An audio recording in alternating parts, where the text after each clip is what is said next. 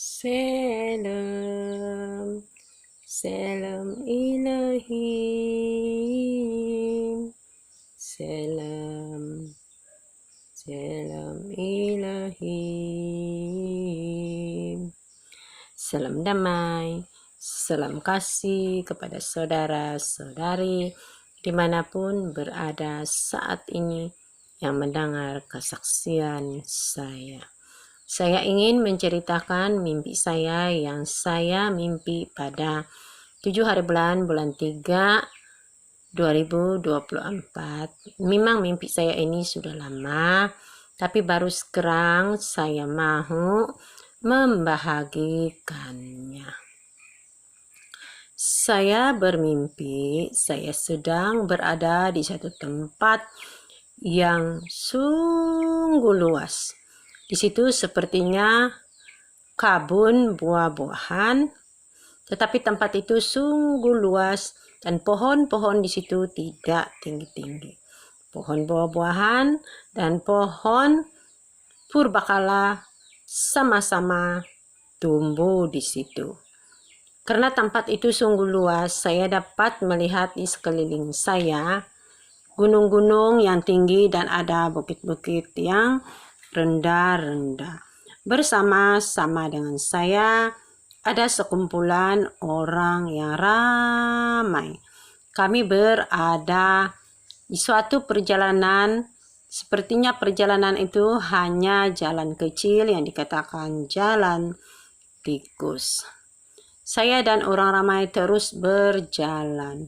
Dalam perjalanan itu kami berjalan di dalam jalan yang tidak rata, banyak lubang-lubang, banyak batu-batu, dan banyak anak-anak sungai yang kami limpas.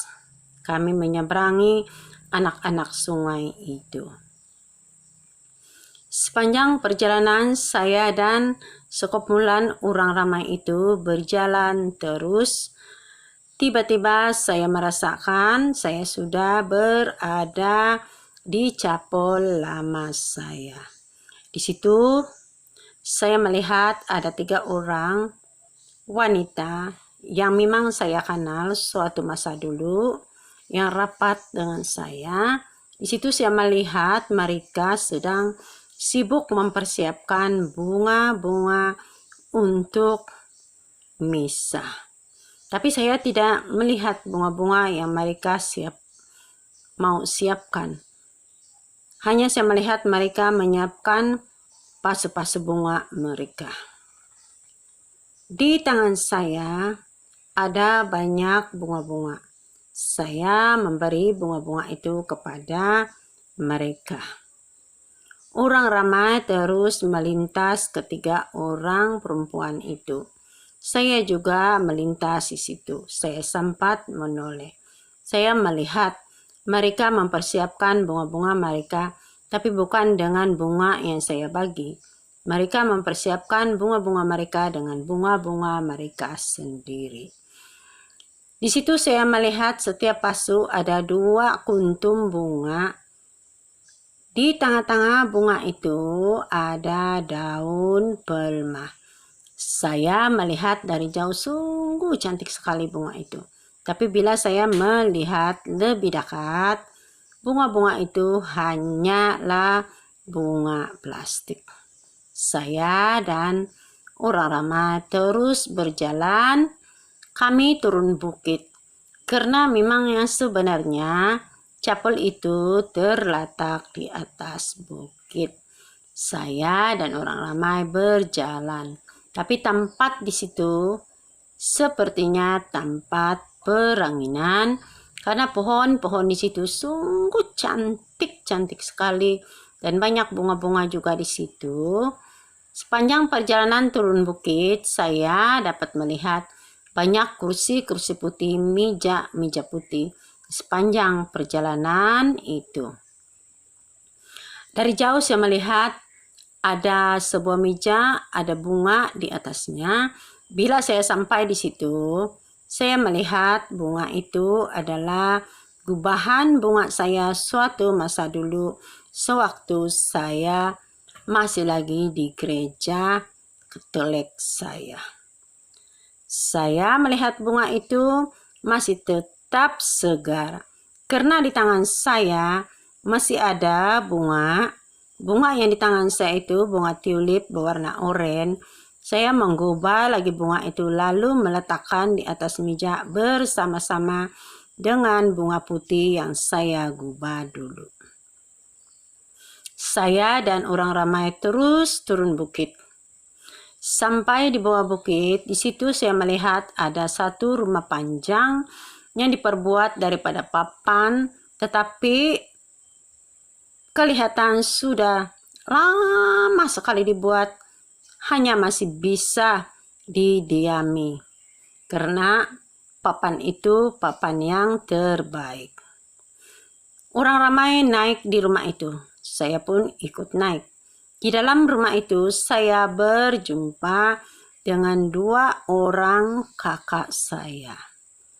Tiba-tiba saya merasakan diri saya sedang mengandung 3 bulan.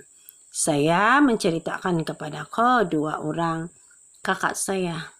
Kakak saya senyum dan mereka mengatakan, bukan kau saja yang mengandung.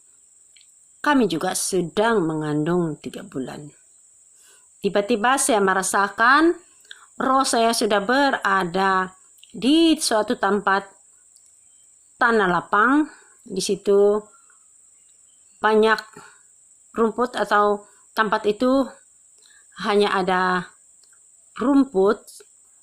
Sungguh luas sekali tempat itu. Tapi rumput-rumput di situ sepertinya sudah mau kering. Karena keadaan di situ sungguh panas sekali. Saya sungguh merasa tidak selesa. Saya memberitahu dengan wanita yang berjalan bersama dengan saya. Saya ingin mandi. Kata perempuan itu. Bagaimana kamu mau mandi sedangkan kita tidak membawa pakaian persalinan? Saya memberitahu wanita itu. Saya sanggup mandi telanjang. Yang penting saya mandi. Karena saya berkata begitu, saya tidak mau pakaian saya terkena kotor ataupun basah. Sepanjang perjalanan itu, saya sungguh merasa letih, panas sekali. Saya mulai berkeringat. Saya melihat dari jauh ada banyak rumah-rumah kecil. Setelah sampai di situ, rupa-rupanya rumah-rumah kecil itu adalah bilik-bilik mandi. Saya masuk di dalam bilik mandi itu. Saya mendapati ada beldi, ada gayung, dan ada pipe. Saya membuka pakaian saya. Saya pergi kepada pipe itu. Tapi pipe itu tidak ada air. Di situ saya melihat ada satu bag. Bila saya melihat bag itu, rupanya bag pakaian itu adalah bag saya. Dan saya tidak jadi mandi telanjang karena di dalam bag itu banyak pakaian-pakaian saya. Disebabkan pipe tidak ada air, saya harus keluar dari bilik mandi itu untuk mencari air. Saya berjalan di belakang bilik mandi itu. Saya melihat ada sungai. Kawasan di situ sungguh luas sekali, cantik sekali. Saya sungguh terkejut karena sungai yang berada di hadapan saya itu terbentuk daripada perak tulin. Saya melihat dari di hulu sungai itu sampai di hilir sungai itu memang semuanya perak. Lalu saya melihat air yang mengalir di dalam sungai itu adalah kristal. Seperti kristal berkelip-kelipan. Saya bertanya di dalam hati saya sendiri, betulkah ini air? Saya mencinduk air itu dan saya merasakan dengan jari-jari saya. memang betul air itu adalah air yang biasa-biasa saja. Bila saya mencinduk air itu bergoyang dan baru saya sadar. Rupa-rupanya air yang saya lihat di atas itu yang berkelip-kelipan seperti kristal, di dalamnya ada air keruh. Bila saya mencinduk air itu bergoyang, maka air yang ada di bawah yang keruh itu naik ke atas. Saya harus menunggu beberapa menit lagi supaya air itu menjadi jernih. Tiba-tiba saya sadar lagi. Roh saya sudah berada di suatu tempat, di sebuah bandar yang sungguh serba modern. Semuanya modern dengan segala-galanya otomatis. Orang ramai dan saya sedang berada di tempat perhentian kereta api. Di situ ada sebuah kereta api. Orang yang bersama-sama saya naik di atas kereta api itu, tapi saya belum naik lagi. Tiba-tiba datang seorang pemungut tiket memberitahu, "Hai kamu semua, tidak boleh naik kereta api ini karena kereta api ini berjalan belakang sekali." Dan saya melihat ada beberapa orang turun dari kereta api itu. Karena saya belum naik, saya mengikuti orang-orang yang berjalan menuju kepada kereta api yang dikatakan oleh si pemungut tiket. Sampai di situ, orang-orang yang bersama saya naik di kereta api itu. Tiba-tiba datang lagi seorang pemungut tiket laki-laki memberitahu, "Hai kamu semua, tidak boleh naik kereta api ini karena kereta api ini pun akan bertolak di belakang sekali." Tapi orang-orang yang naik di situ tidak turun lagi. Saya hanya melihat ada seorang ibu dan seorang remaja perempuan turun dari di kereta api itu. Karena saya belum naik lagi, saya, ibu, dan remaja itu berjalan menuju kepada kereta api yang dikatakan oleh pemungut tiket tadi untuk kereta api yang ketiga. Sepanjang perjalanan itu menuju kepada kereta api yang ketiga, perjalanan itu sangat sukar untuk dilalui karena jalan tidak rata, penuh lubang-lubang, banyak batu-batu tajam, dan banyak duri-duri. Perjalanan di situ sungguh lapang dan sungguh panas sekali. Saya terus berjalan mendahului kedua orang, ibu dan remaja. Tapi perjalanan itu sangat jauh, sangat letih, sehingga saya hampir-hampir tidak boleh berjalan, apalagi untuk berlari. Ibu dan remaja tadi mendahului saya. Tiba-tiba saya sadar, astaga, rupa-rupanya beg saya yang berada di bilik mandi itu sedang saya gendong di belakang dan ada beg plastik di tangan saya yang membuatkan saya keberatan untuk berjalan. Tiba-tiba saya sampai di perhentian kereta api. Di situ saya baru pegang kedua bala basi kereta api itu untuk naik. Datang lagi seorang pemungut tiket berkata, "Hai, kamu tidak boleh naik kereta api ini karena kereta api ini hanya untuk kanak-kanak." Tetapi ibu dan remaja tadi sudah berada di dalam kereta api itu. Saya melihat di dalam kereta api itu hanya ada beberapa orang kanak-kanak lelaki. Ketika saya mempertimbangkan antara naik dan turun kereta api itu, saya mendengar kereta api itu memberi isyarat. Tandanya ia sudah mau bertolak. Isyaratnya sungguh panjang sekali, berbunyi.